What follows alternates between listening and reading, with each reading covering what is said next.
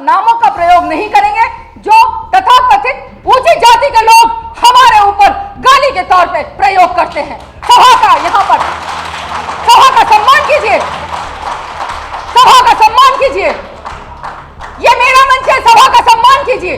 यदि आपको अपनी बात करनी है तो तरीके से करिए। अगर गौतम बुद्ध त्याग की प्रतिमूर्ति थे, सबसे बड़ा त्याग इस देश में, इस इतिहास में, भारत के इतिहास में यदि किसी ने किया है तो तथागत गौतम बुद्ध सिद्धार्थ ने किया, जो राजकुमार थे। तो पहचान यदि बनानी है तो झाड़ू उठाकर नहीं बनानी है, पहचान यदि बनानी है तो कलम उठाकर बनानी है।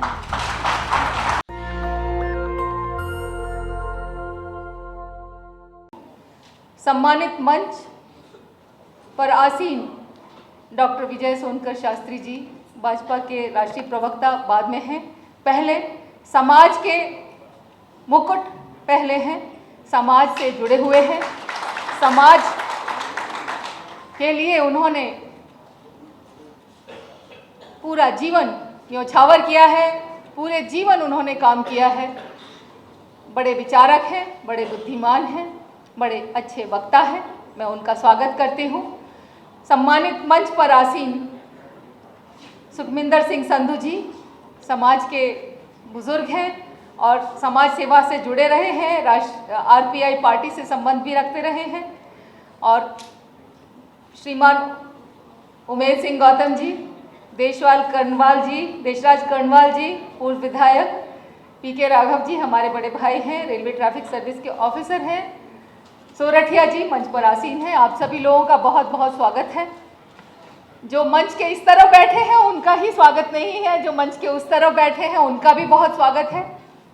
बहुजन सम्यक संगठन एक सामाजिक संगठन है, एक गैर राजनीतिक संगठन है। इस संगठन का निर्माण लगभग 2012-13 में शुरू हो गया था और बहुजन सम्यक संगठन के निर्माण की प्रक्रिया 2-3 बरस तक चलती रही।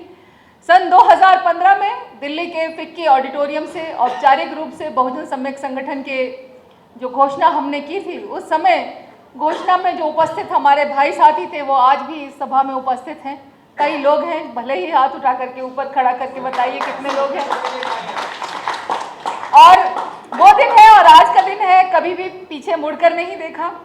भले ही दलित को हीन दृष्टि से देखा जाता हो, हेय दृष्टि से देखा जाता हो, पर फिर भी बहुजन सम्यक संगठन के माध्यम से जो समाज के जो पिछाड़े हुए लोग हैं, जो वंचित लोग हैं, जो हाशिए पर पड़े हुए लोग हैं, उनका सम्मान बढ़ा है।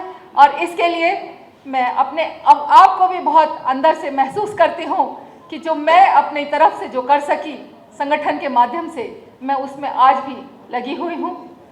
एक लंबा समय हो गया, 2012 से 2022 10 बरस हो गए। इन 10 बरसों में ही जो बदलाव आने थे वो आए, बहुत से बदलाव आए।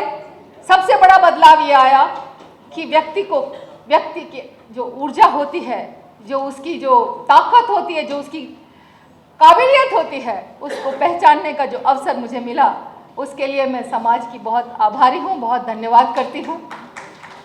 मैंने सही मायने में इंसानियत को पहचाना, हर व्यक्ति का सम्मान होता है, इस बात को पहचाना। हर व्यक्ति चाहे वह समाज में किसी भी स्तर में काम कर रहा हो, छोटे से छोटा, हालांकि कोई भी काम छोटा या बड़ा नहीं होता, पर फिर भी बहुत से काम ऐसे हैं जिनको आज भी हमारा समाज विशेष तौर पे करता है। खास तौर पे मैनुअल स्कैवेंजिंग का काम, झाड़ू का काम, सफाई का काम। तो भले ही ये काम छोटे नहीं होते हैं, लेकिन फिर भी इस काम को हमारा ही समाज क्यों करे, हमारा ही समाज क्यों करे कि हाथ में झाड़ू लेकर के सफाई करे। सड़क पर हमारी बहन बेटियां जो इतनी सुंदर सुंदर, इतनी कोमल होती हैं, वो झाड़ू लेकर के सड़क झाड़ रही हैं। या जो नालों में जो हमारे कर्मचारी उतरते हैं, वो दुर्गंध से और जो गैस निकलती है उससे तत्काल उनके प्राण चले जाते हैं और सरकार देखती रहती है। खास तौर पे दिल्ली में विशेष तौर पे ऐसा होता रहा है। मैनुअल स्कैवेंजिंग का जो रोक लगाई गई है, कानून बनाए गए हैं, मशीनों से सफाई होनी चाहिए, पर बावजूद उसके सरकार को उस पर अभी काम करना बाकी है। मेरा सरकार से यही निवेदन है कि समाज के हर व्यक्ति का सम्मान हो, जिस तरह से संविधान में सम्मान है, जिस तरह से संविधान में हर नागरिक को समानता के अधिकार हैं। हमें जीवन के किसी भी क्षेत्र में कार्य करने का अधिकार है, देश के किसी भी भूभाग में भाग में कार्य करने का अधिकार है, उसी तरह से सफाई का कार्य भी हर किसी को करने का अधिकार होना चाहिए। एक वर्ग विशेष के लिए, एक जाति विशेष के लिए ऐसा कार्य सीमित नहीं कर देना चाहिए, क्योंकि जब ऐसा होता रहा है उसी कारण से देश में समाज व्यवस्था में जाति व्यवस्था बनी रही है। और जाति व्यवस्था को यदि खत्म करना है तो ये जाति व्यवस्था को खत्म करने का कार्य आज से नहीं, पीढ़ियों से चला आ रहा है, हजारों वर्षों से चला आ रहा है। बाबा साहब ने भी जाति तोड़क एक मंडल के सामने अपनी बात रखने की कोशिश की थी, तो उनको उनके निमंत्रण को बाद में उनको निमंत्रण दिया गया था, बाद में उनका निमंत्रण खत्म कर दिया गया था। बाद में उन्होंने वही विचार जाति तोड़क जो मंडल के सामने जो स्पष्ट करने थे, उनको उन्होंने पुस्तक के माध्यम से अपने विचारों को प्रकट किया था।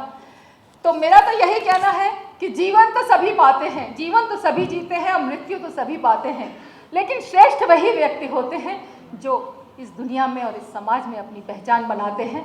तो पहचान यदि बनानी है तो झाड़ू उठाकर नहीं बनानी है, पहचान यदि बनानी है तो कलम उठाकर बनानी है, और कलम को भी इस तरीके से उठाना है कि कोई ये न समझे कि कलम की जो निब होती है उसका काम होता है निर्णय लिखना, और निर्णय लिखने के बाद निब तोड़ दी जाती है, तो कलम की निब नहीं बनना है। कलम को हाथ में उठाना है, विचारों को प्रकट करने के लिए कलम का काम करना है। और बहुजन सम्यक संगठन इस देश का ऐसा संगठन रहेगा कि मैंने अभी कहा, जीवन तो सभी जीते हैं, मृत्यु तो सभी पाते हैं। और व्यक्ति आएंगे, कार्यकर्ता आएंगे, 8 बरस में 12 बरस में बहुत से लोग जो संस्थापना दिवस पर भी उपलब्ध थे, मौजूद थे, आज भी मौजूद हैं, वे भी रहेंगे, फिर भी नए व्यक्ति आएंगे, और बहुजन सम्यक संगठन की विचारधारा हमेशा रहेगी, हमेशा कायम रहेगी, ऐसा मेरा मानना है। और बहुजन सम्यक संगठन के नाम के ऊपर मैं आपको एक बात बताना चाहती हूँ, ये मेरे मन में काफ़ी समय से चल रहा है। पिछली बार भी मैं सोच रही थी कि इसके बारे में चर्चा करूँगी। एक बार मैं, क्योंकि समाज के बीच में उठ रहे थे, जा रहे थे, महिला उत्पीड़न पर काम कर रहे थे, और युवाओं के लिए, युवाओं के साथ जो कई बार उत्पीड़न होता था, छीना झपटी होती थी, मारपीट होती थी, उसमें समाज का युवा ही सबसे पहले चपेटे में आता था, उनके लिए काम कर रहे थे। मान्यवर काशीराम साहब की विचारधारा को घर घर में पहुंचा रहे थे। एक दिन मुझे रात में एक स्वप्न दिखाई दिया, तो मैंने मान्यवर काशीराम साहब को स्वप्न में देखा। उनका बहुत विशाल, बहुत ही बड़ा स्वरूप मेरे जहन में रहा, और उन्होंने मेरे सर पर 3 बार हाथ फेरा और बोले, सम्यक सम्यक सम्यक। और बोल करके, वो सपना था, मैं भूल गई। सुबह उठ करके मैं दफ्तर चली गई। दफ्तर जाकर सबसे पहले मैंने अपना कंप्यूटर खोला, ये सन 2012 की बात बता रही हूँ। मैंने कंप्यूटर खोला और जैसे ही मैंने उसमें टाइप करना शुरू किया, तो काम तो चल ही रहा था, संगठन का क्या नाम लिखा जाए उसके बारे में विचार चल रहा था। तो तुरंत मेरे मन से ये बात निकली कि बहुजन सम्यक संगठन नाम दिया जाए। मैंने उसी समय अपने भाई को फ़ोन लगाया और मैं तुरंत अपनी सीट से उठ करके बाहर गई और मैंने कहा कि भैया, हम ये नाम देना चाहते हैं, बहुजन सम्यक संगठन, ये कैसा नाम रहेगा? तो उन्होंने बोला कि दीदी, ये नाम श्रेष्ठ है, आप इसी नाम को लेकर के चलें। तो बहुजन सम्यक संगठन जो नाम है वो हमारे विचार को प्रकट करता है कि इसमें मान्यवर काशीराम साहब का आशीर्वाद भी हमें मिला हुआ है।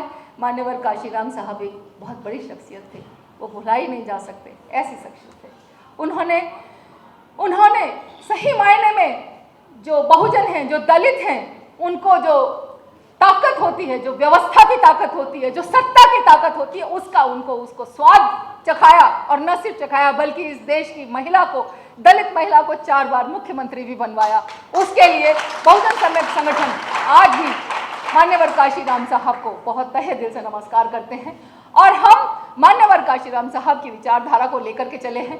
मैं भारत सरकार की सेवा में थी, रेलवे IRS ऑफिसर हूँ, 1987 बैच की ऑफिसर हूँ। आप लोगों को तो बताने की ज़रूरत नहीं है, आप तो सब मेरे अपने ही हैं।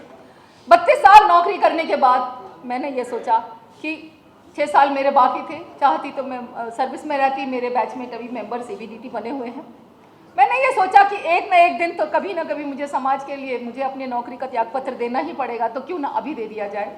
10 साल काम करते करते मैंने नौकरी से त्यागपत्र दे दिया, और अब मैं बिल्कुल, एक जो बंधन था, जो जीविका उपार्जन का, वो भी मेरा खत्म हो गया। और अब उस बंधन के बिना परिवार को मैंने हाथ जोड़ लिए कि मैं अब समाज के सेवा में काम करना चाहती हूँ। तो समाज के लोगों के लिए मैं अब बहुजन सम्यक संगठन को ही देश के घर घर में पहुँचा रही हूँ, बच्चे बच्चे तक पहुँचा रही हूँ, और हर दलित, शोषित, पीड़ित, वंचित और पिछाड़े हुए को एक करना चाहती हूँ, एक सूत्र में पिरोना चाहती हूँ, एक सूत्र में पिरोकर माला बनाना चाहती हूँ और बाबा साहब डॉक्टर भीमराव अंबेडकर के गले में पहनाना चाहती हूँ।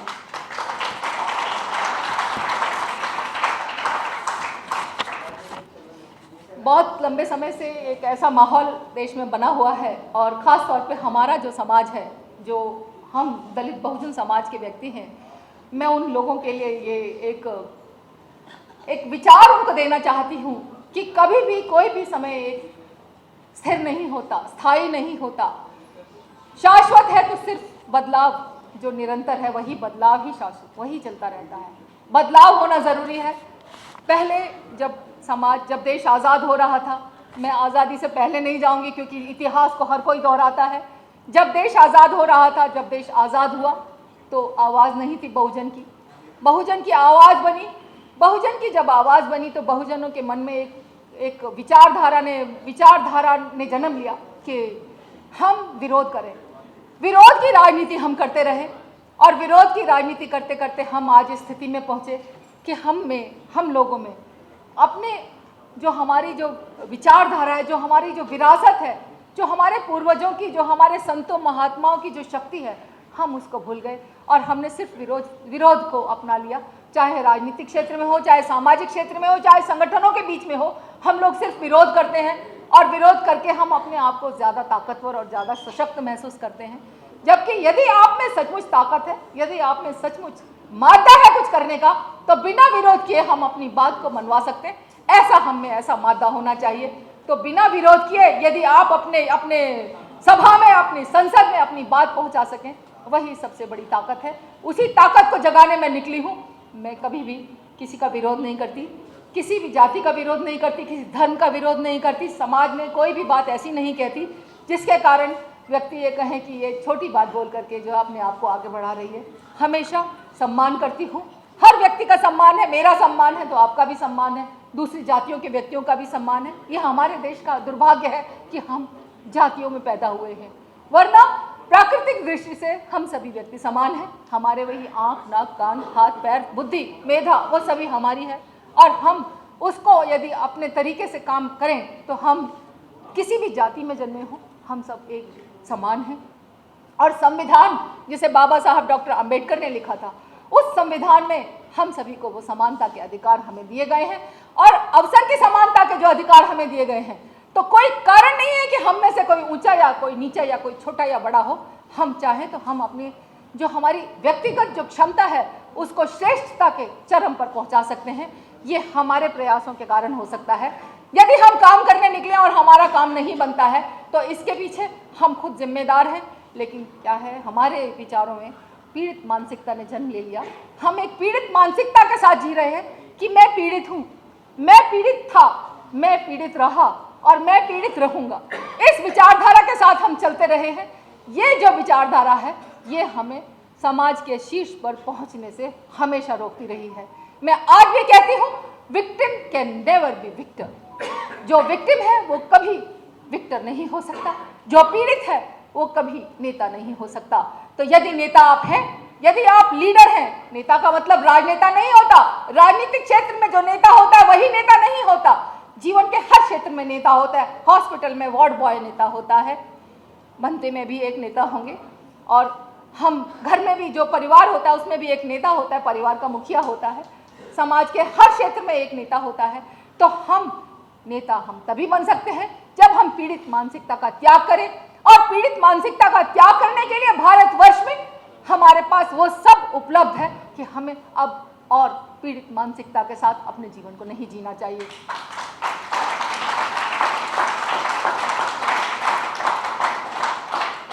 तथागत गौतम बुद्ध त्याग की प्रतिमूर्ति थे। सबसे बड़ा त्याग इस देश में, इस इतिहास में, भारत के इतिहास में यदि किसी ने किया है तो तथागत गौतम बुद्ध, सिद्धार्थ ने किया, जो राजकुमार थे, जो एक राजा के वंशज थे और एक राज सत्ता के आसीन थे उस पर, लेकिन उनसे दुख नहीं देखा गया। दुख के कारण का निवारण, पहले तो कारण खोजने के लिए फिर निवारण करने के लिए उन्होंने न सिर्फ त्याग किया, राजसत्ता का त्याग किया, बल्कि बोधि प्राप्त की, ज्ञान प्राप्त किया। चुप रहो। बोधि प्राप्त की, ज्ञान प्राप्त किया और उन्होंने इस देश को, इस विश्व को प्रेम का, करुणा का संदेश दिया। और उन्होंने ये कहा कि यदि हम एक मध्यम मार्ग का पालन करेंगे तो जीवन के क्षेत्र में हम आगे बढ़ें।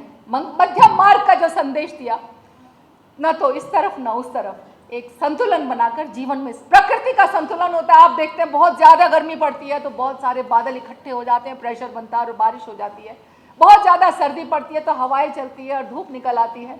और इसी तरह से संतुलन स्थापित करने के लिए तथागत गौतम बुद्ध ने जो मध्यम मार्ग का संदेश दिया, बहुजन सम्यक संगठन उसी मध्यम मार्ग पर चल रहे हैं। और बाबा तथागत गौतम बुद्ध ने कहा था कि जीवन रूपी वीणा के स्वरों को इतना न कसो कि उसमें से जीवन रूपी संगीत न निकल पाए, और इतना भी ढीला मत छोड़ो कि जीवन रूपी जो स्वर संगीत ही उसमें से बंद हो जाए और टूट जाए। तो मेरा यही कहना है कि संतुलन पर काम करेंगे और संतुलन से हम काम करेंगे, आगे बढ़ना है। हम अब खत्म नहीं होंगे। इस दुनिया में सत्य की तरह मजबूत है बहुजन सम्यक संगठन, सूर्य की तरह मजबूत है जो प्रतिदिन उगता है और प्रतिदिन अस्त होता है, और चंद्रमा की तरह मजबूत है जो सूर्य से ताकत लेता है। तो हम सत्य, सूर्य और चंद्रमा की तरह अटल हैं और निडर हैं।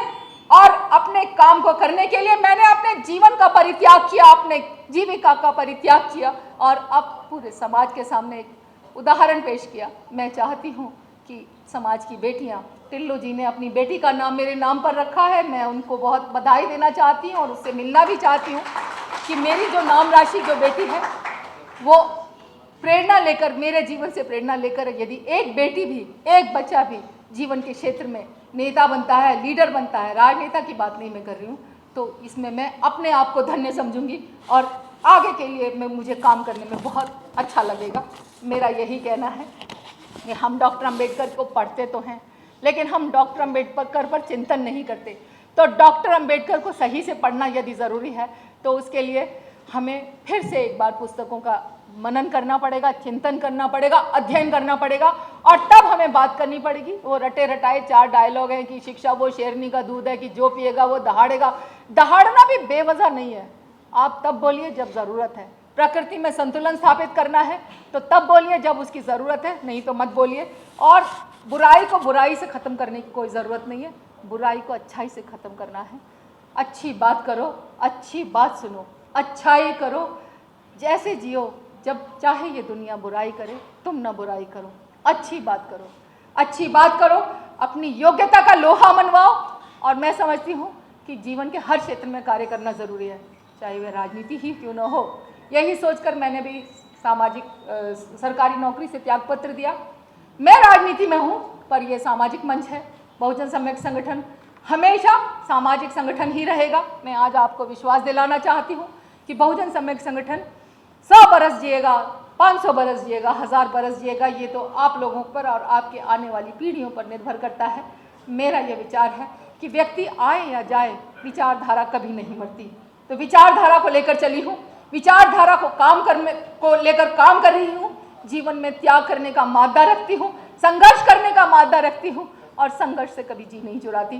तो आपसे यही निवेदन है कि बहुजन सम्यक संगठन को घर घर में पहुँचाए। अभी हम जल्दी ही बहुजन सम्यक संगठन की पूरे राष्ट्रीय स्तर पर कार्यकारिणी का गठन करने जा रहे हैं। यहाँ पर हरियाणा से, आंध्र प्रदेश से, तेलंगाना से, गुजरात से जितने भी साथी आए हैं और हरियाणा और मध्य प्रदेश, राजस्थान से भी, उनसे मेरा ये निवेदन है कि मुझसे मिल कर के जाएंगे। शाम को बात करेंगे, हम लोग मीटिंग करेंगे, उसके बाद हम जाएंगे। और जो संतों और विचारकों की जो विचारधारा है, जो समाज सुधारकों की विचारधारा है, उस पर हम काम करेंगे। क्योंकि इस देश के जो संत और समाज सुधारक हैं, उन्होंने ही इस देश की जो परंपरा है उसको अक्षुण्ण रखा है। जाति न पूछो साधु की, पूछ लीजिए ज्ञान। ये बातें आज की नहीं हैं, ये तब से चली आ रही हैं।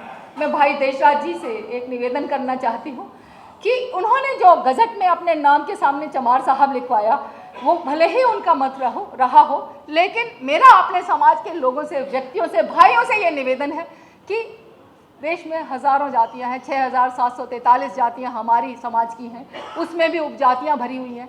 तो उन जातियों में हम यदि अपनी अपनी जातियों को लेकर के चलेंगे तो जाति का निवारण कैसे होगा, जाति का उच्छेद कैसे होगा, तो जाति खत्म कैसे होगी।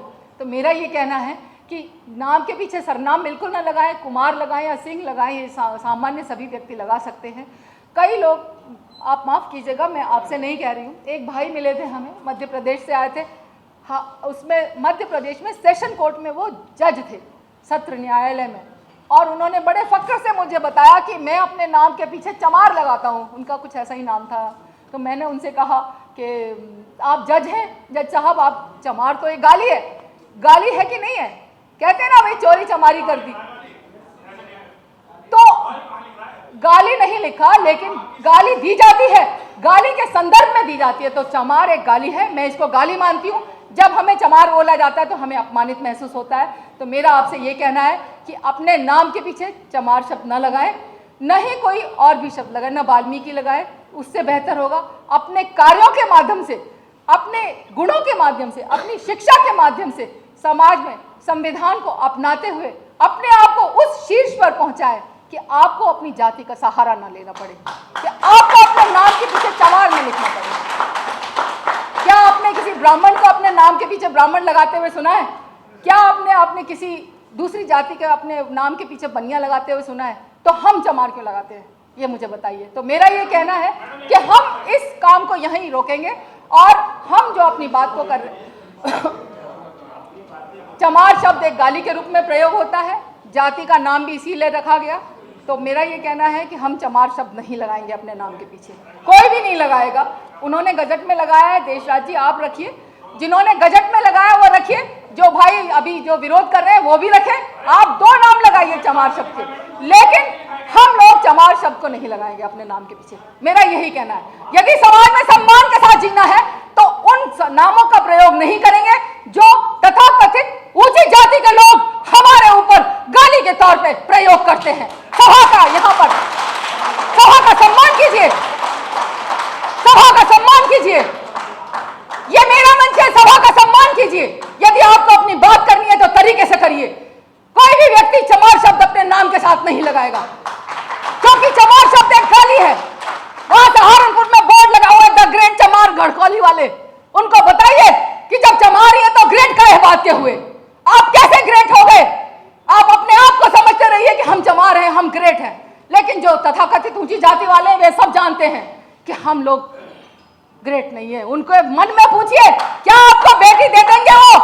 क्या आपके साथ अपनी बहू अपने घर में, आपके घर में रख देंगे अपनी बेटी को? बिल्कुल भी नहीं। तो बाबा साहब डॉक्टर अंबेडकर ने सोच समझ के ये कहा था कि जाति का उच्छेदन यदि करना है तो सबसे पहले अंतरजातीय विवाह करना शुरू करो, ताकि जो उनसे उत्पन्न जो बच्चे हों उनको हम कोई भी जाति में न सीमित करके रख सकें। तो मेरा यही कहना है कि आप लोग आए हैं, आप लोग पढ़े लिखे लोग हैं, समझदार लोग हैं। विरोध सिर्फ विरोध करने के लिए नहीं होना चाहिए, विरोध होना चाहिए एक अतर्क पर आधारित होना चाहिए, तर्क पर आपको काम करना चाहिए। और बहुजन सम्यक संगठन गैर राजनीतिक संगठन है। बहुजन सम्यक संगठन किसी भी धर्म का और किसी भी जाति का समर्थन नहीं करता, किसी भी पार्टी का समर्थन नहीं करता। बहुजन सम्यक संगठन एक ऐसा काम करने के लिए निकले हैं जो इस देश में हमेशा बना रहेगा।